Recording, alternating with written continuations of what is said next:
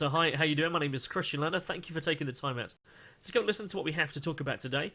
Today we're going to be talking about the Fortean village of Linby, north of the city of Nottingham and outside the town of Hucknall. Now Linby and Hucknall share a mining heritage that is all the way up until like the mid 1980s for the coal industry.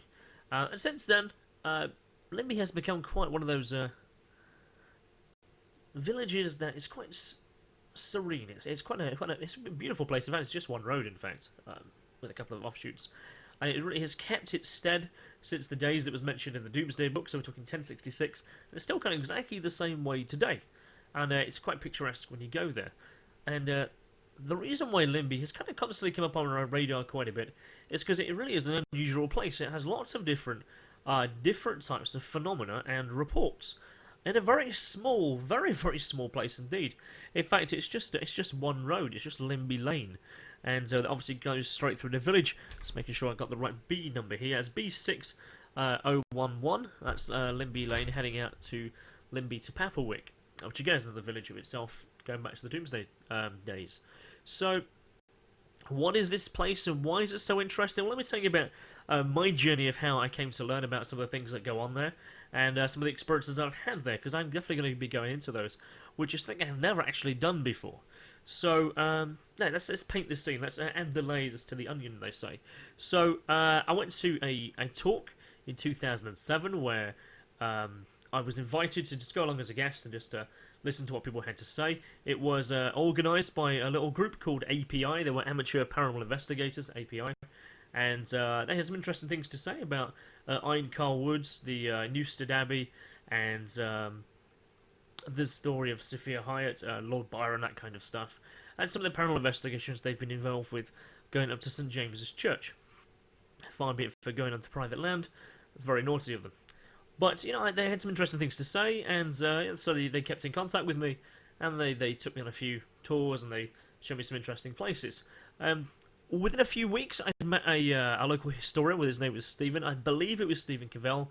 He told me he was an author, and obviously he was a historian who knew quite a bit about the area and the surrounding folklore. Because really, Linby is literally a hotbed for folklore and stories, which I'm going to show you about in a few minutes on the screen here.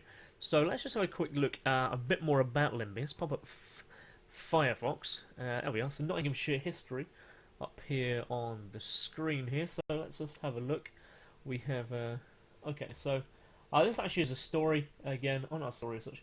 This is an excerpt from a summer excursion to Linby Church, noted in 1919, so almost 100 years ago. Basically, it's a guy's story a bit about it. But what he does, he actually manages to go into quite a bit of detail about the place, and I'll post a link below. And this is for notshistory.org.uk. And yeah, he talks about that there's quite a famous church there that's also been struck by lightning a couple of times, and that goes back well back when there was a timber church there back in the 1000s, and how it's been built and rebuilt through the 13th century, and where it still stands today. Linby, of course, is quite famous because it has two crosses in the town, in the village itself. Sorry, it has a top cross, which is known as the Judgment Cross, and as you see the video of this, I'll make sure there's some pictures up here. That's the video footage running. And also it has a Southern Cross. The Southern Cross is quite unique, and it has a well that's running beneath it. There's some fresh water that comes out beneath there, and formerly it was the official boundary of Sherwood Forest. So, and on the top of this cross, there's a year plaque on it. What says 1663? It's disputed because some people say it's 1463. In fact, on this article, it actually states that as well, when in fact it does say 1663, and I can show you the video of it if you're not seeing it already. So that's one part. So it's a village that has two crosses, quite unique in that respect. The Judgment Cross, the top cross, was obviously used for punishments. Some people say executions. There certainly appears to be a place where you could be kneeled down in front of it, and you actually could quite easily have your hands there like this. There's some kind of worn areas where it was told to me that people potentially had their hands cut off. Whether that's true or not, I don't know. Again, I say that's folklore. That's not fact. That's just things that people have told me. And what Stephen had mentioned to me as well, there was a monastery in the town too. Sorry, again in the village, dated back back along. Again, the village itself backs up to the likes of Newstead Abbey and also Papelwick Hall, also located in really quite close vicinity to this one area. Again, so what does it get into Fortean? When does it get into a little bit strange? Well, okay. Well, if you haven't seen the video already, I did a video about a character called Spring-Heeled Jack, of course, the Victorian gentleman. I shall play an excerpt up here on the screen for you to have a quick look at. And I shall play this now. Reports of Spring-Heeled Jack date back to the early 19th century. An infamous figure of central London said to be of variant descriptions, a black cloak, a devil-like appearance, tall and thin, dressed as a gentleman, and several reports, including the Allsop case, alleged Jack had blue and white flames coming from his mouth and eyes of red balls of fire, wearing a tight-fit garb of white oilskin with metallic claws. Of the trait most recognisable was his ability to make extraordinary leaps, jumping from building to building, and as such he entered folklore as an urban legend, and a number of sightings have come down the years ever since.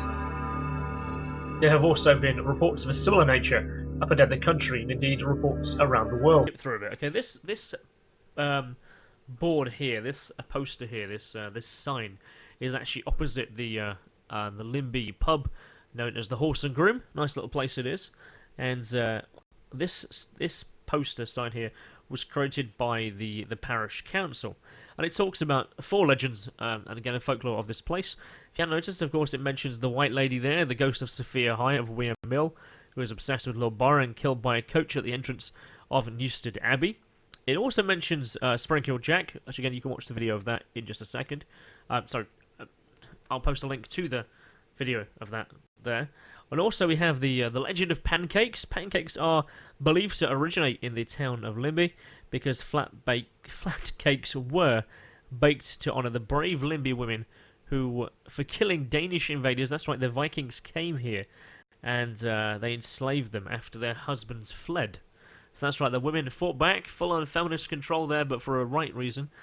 And they fought back and, well, they created the cake to celebrate. And thus the pancake was born. We have the legend, the story that is of the wolf tree, where the baby son of the Stanhope family of Linby Hall was killed by a wolf while it lay asleep under a tree. And again, there's mention there of the forest courts. The medieval courts probably held at the top cost for minor offences and for collecting rent from royal properties. There's not that many properties in this area apart from farms and just the main street itself where there's some nice houses. But again, most of these are quite modern builds. Like, I struggle to wonder what was there perhaps 100 years ago, let alone, 500,000 years ago. So that's Linby itself. Let's just drop that video away. Let's minimise that. And come back to me here. So, again, what's this got to do with the Fortean, right? So there's some legends, there's some stories about this. So, if you were to go down this road, go down the Linby lane itself as you head towards Papelwick, the road kind of veers out to the right and comes around to the left. And actually, this kind of is a field. This field is it's a place full of superstition and myths and stories, again, for the local people. Opposite this is a place called what's now Robinson's Mill. Apparently, it was once called Castle Mill. And I say stories have it because I've not seen proof of this, and I'm not sure it's 100% factual. But again, this is what people talk about in the area, so I think it's relevant that it should be said. This place, along with Papelwick Pumping Station, where a lot of children died, of course, in the Victorian workhouse days, and a lot of children were put to use, really, in clearing things out and getting into tight spaces. A lot of them were burned, a lot of them were killed for various industrial accidents. Now, I'm going to use quotes because it's alleged. The allegement is that children were literally thrown from there into this field that goes on the corner of this Linby Lane. I've never known no basis to that. I'm not sure if any excavations have ever been done, but that is the local lore of the area. So the story is that apparently 163 children are buried in this field. And so the locals appear to believe that. And that was the case when we had a bit of an open discussion at the Horse and Groom pub back in 2007. That appeared to be certainly part of the local law and beliefs there. and knowledge. So maybe there is some truth to that. And on this particular field, we actually had an audible. How do you describe it? I wouldn't say hallucination because it was actually heard by all members of our group, and there was four of us at the time. There was myself, there was a lady called Jo, and there was two colleagues of ours. That was Brent and Becky. We were crossing the edge of this field, going to a different location. And as we were going past that, we would swear, and we all heard it. It sounded like a musket. It's a full-on crack gunshot. And as it turns out to be, this location also is the site of what people have reported to be phantom battle scene between the Roundheads and the Cavaliers. And again, but this knowledge didn't come to us until a little while later. Whether it is or whether it is not, again, I've not been able to find or verify any data other than the people reporting that they've seen a battle scene on there. So again, it's hearsay, it's local, it's folklore, and we have to separate substance from fiction. But again, it's what people believe in. So this location here, this field here, has 163 children, allegedly. It has a battle scene that's happened there. We certainly heard what we believe to be a musket. It could well be, car backfiring in the distance, but it certainly sounded like it was on the field. We were certainly the only people on it, and it's echoed, and it was like a gunshot. This village then leads, so this field leads on a little bit further, and where there's another story.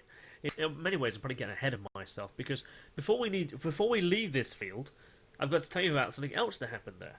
Let me just bring up this picture here. This picture here was taken by a man I know quite well. His name's Roy. It's Roy Castle. He lives in Hucknall.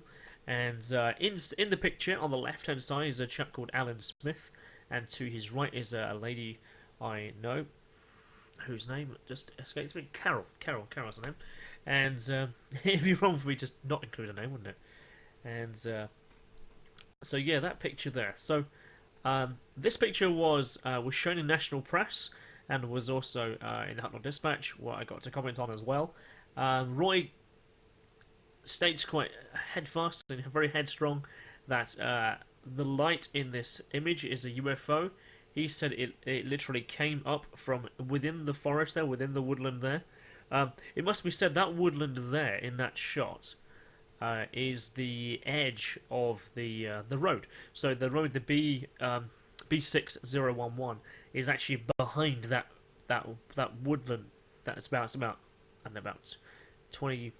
10 to 20 meters thick, and the road actually goes around the outside of that. So that goes from Linby itself and goes arcs around to Papplewick, and this field is there. And that woodland that he is looking at, I believe to be is the woodland going back to the road. So he says that light it actually rose up from in the woodland. It actually rose up vertically. He said he saw it coming up through the trees. So which I find is quite unique because that woodland is really quite light. It's only 20-30 meters thick. It's not very thick at all. So before it hits the road. So in terms of how the size of that light, I don't know. I couldn't hazard a guess of how small it might be compared to what people talk about as UFOs as being big, huge, kind of massive football field like that. So this appeared to be quite a small light that obviously rose up through the woods, and then obviously went into the sky, seen by all three members of the team. And of course, it was photographed by Roy. So. Yeah, that's before we leave this field and go to the other field that I was talking about. So yeah, as I was saying, I've recently been having conversations with a guy who approached me on Facebook. He saw a video that I produced a couple of years ago based on an article that I wrote even earlier, and that was of a UFO crash. The video was entitled "Did a UFO crash in Nottingham in 1987?" And we just kind of investigate the information that kind of leads us and points us in that very direction. So, the guy who I've been speaking to, he has some news clippings that were taken from 1987, and of those who investigated the case, a counsellor who spoke that it shattered over 150 windows in Hucknall as this vessel that looked like a bus that didn't have It looked like a train that didn't have any wheels. It looked like it had windows going down the side, kind of ducked and dived all over the valleys and over the hills there, before going over the town, and then before allegedly crashing into Thieves Wood, located on the edge of the A60. Now, that story aside, that it's not too far away from this location, but so it happened to be this guy obviously sent me some news clippings, and it brought up a clipping of a guy I know, or I've come to know of. Let's just bring my Firefox up, okay? This chap here indeed, okay? This is an investigator called Tony James, a UFO researcher, also known as Anthony James. He founded the East Midlands UFO Research Association, which was disbanded in around 2002. Well, this chap here, when I found this page, of course, when I found that he had investigated the UFO case that I had also looked into as well, I was quite interested about that. So I searched this guy's name up into Google, as you do, and of course this BBC article from March 2002 pops up. Tony James, UFO researcher, and he's been researching for around 3 decades at this time. Well, it just so happens to be in this very article is a by this time Tony had already investigated a crop circle that had landed in Linby, Nottinghamshire. And can you guess where this crop circle appeared? That's right, it appeared at a certain field. Not that field, in fact. It actually appeared in the... if we go back to that video where I'm talking about Spring Heel Jack, and we go along in my video a little bit, and I shoot some footage here, and... it's Quarry Lane. Yeah, this field is Quarry Lane. Let's just shoot some footage here. So this field here is allegedly, as you'll see me point out in just a second, was where Spring Heel Jack apparently jumped and leaped in steps that were 20 feet apart, going left to right all the way along this field. In fact, I do a little... Along this very field. There. Yeah, just along there, okay. This happens to be the field where this crop circle that this guy investigated. And I find that to be literally utterly remarkable. All these things are tied in together in one very, very small place, overlapping with each other. This happened to be where Spring Heel Jack was last seen. It also happened to be where a crop circle was found as well, on this strange little village just outside Nottingham. Okay, and you can probably see this image on the screen right now, and you're probably wondering what the hell is that? That is a question I have been asking myself since around the... actually, I'll probably bring up the metadata, actually. Again, it's 2007. This was taken in the field that is adjacent to the field where the UFO image was shot. This one here. If you imagine where that field actually came out as an arc, the field next to that, that led up to a church called St. James's Church. Let me bring that image back up again. So, let me describe the scene for you. Let me just add these layers here to give and illustrate some detail for you. Hopefully you're having a good look at that and you can try to work out in your mind what that is. So, we set the scene, okay? So, this field ends here. There's a hedge. Beyond this hedge, there's about... I don't know, it's about 40 meters before it reaches St. James's Church and the field, the gate there. So this stretch here has some really interesting readings. And I say readings. I've investigated at this location since then with another team, a scientific team, who employed some interesting methods, and we measured some rather interesting compass anomalies. For instance, on this field in certain areas, the compass needle spins round. We can't accommodate for that. Maybe there's magnetic ore in the ground. Maybe there's another reason. We don't know. But that certainly has been reported on this particular field. And this is where, on this field, where I took this photograph. This was a photograph I took myself. And let's, again, try. It's really hard because there's so many things that cross over with each other. So it's around 12 o'clock. We've left the church area, and we're going back to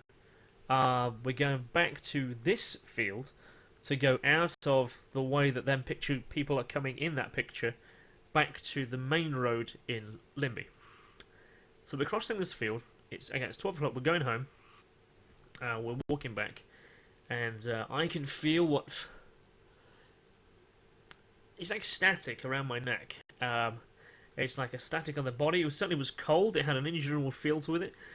It's a feeling I can't say I've ever experienced to that point, and I have never experienced that feeling since then. And it felt like electricity, and it literally felt like lots of little pins and needles going into my neck. It's like acupuncture or something like that. I feel like I'm feeling it now in memory sight. So I had a camera on me, a camera I do have in the drawer over there still, and it's a Fujifilm. It's a handheld digital flash camera. So I guess there's the aspect that it could be breath, that it could be dust, that it could be rain that is caught in the flash of the light going off in the way that works, because that certainly does occur. But so I turned the camera. I felt that there was something here in terms of shape-wise. And I had the camera and I put it here, and I took the snap. And when the light flash went that way, that light throw illuminated that shape there. So I saw that in terms of three-dimensional. I didn't look at that down the lens of the camera or in the LCD screen. I saw that illuminate here. And what was actually happening, and again, it's not something I've explained ever, apart from those I've shown this photograph to, is that it actually looked like this shape was moving, was morphing in the air. It was here. It looked like a woman's face. I don't remember seeing anything here. I remember seeing it here, and it looked like all this dust was circling here. And again, I say dust because it looks like skin fragments. Again, I'll put them there. That kind of stuff that's on the right-hand side of that image, towards the left, looked like it was spiraling right to left, clockwise, like it was going this way. And it felt, I hate to use the word, it felt like energy. How fucking bullshit does that sound? I'm talking facts, not bullshit. But I guess 2007, remember, I didn't know so much. But the feeling I got off that, my senses, the spider senses were tingling, right? Okay, never seen anything like that. So this snap went across this thing. I can see it in my head, my mind's eye now. Spring this way, it looked like it was forming a face. It's the only way I can describe what it was, and that's how, and what that is, looks like this. Now, so this is free floating. This is the same height as me. The stuff on the right, from the left again, it was turning. I've never said what it is, what I think it is. What it looks like, I could say pareidolia-wise. It looks like a brain stem. If you look at the center, it looks like a brain with a stem. I've had people describe it, saying it's something else. But again, I'm going to leave that judgment up to you. So I took their photograph at this location, where all these kind of strange things are happening as well. I also took another photograph, and again, amongst many, believe me, I took thousands of this area, hoping to try and recreate that one I took there. This one, again, is on the field, actually. In hindsight, it's actually not too far from where this chap is stood on the left here, where Alan is stood there. I must have took the photograph I'm about to show you, roughly where he's standing. And that's this photograph. Again, I put this down to more modern stuff. I'd say the left stuff on the left-hand side. Again, pareidolia, you can say otherwise. That I would say that's breath. That's really close to the camera. It's still quite cold. It's nighttime, I would say, in hindsight and memory-wise. And I really should look at the metadata. This was taken around September, October time of this particular field. And the reason I'm showing it to you is because I guess pareidolia tells me that the object on the right-hand side looks a little bit like the Grim Reaper. Like a person on horseback, perhaps with a hood and a scythe. I don't know what to make of it, other than that's what it looks like. Again, it could be mist, could be breath, could be just the cold, could be something else. Again, I make no illusions or I make no statements about what this is. I just find it's quite interesting how if it's breath and mist it's turned out to be. I've had a person tell me that that little bit on its leg, what sticks out, like, again I assume it's its leg, where it's attached to the ground, is perhaps where a horseman fell, and this person's actually was a horseback rider. And again, it's quite an unusual picture, and this was taken again where this UFO picture was taken in this town of Linby, where you have the story of, well, a little bit of everything really. So I'm gonna leave this place to ponder your thoughts, and to maybe you should come and visit. If you like, come down. My name is Christian Lander. Come and talk to me. I'll arrange for us to walk up there, and I'll show you these places where these pictures and these images were taken. But who knows? Maybe you might see something as well. This is me, Christian Lander, signing off, and I'll see you next time.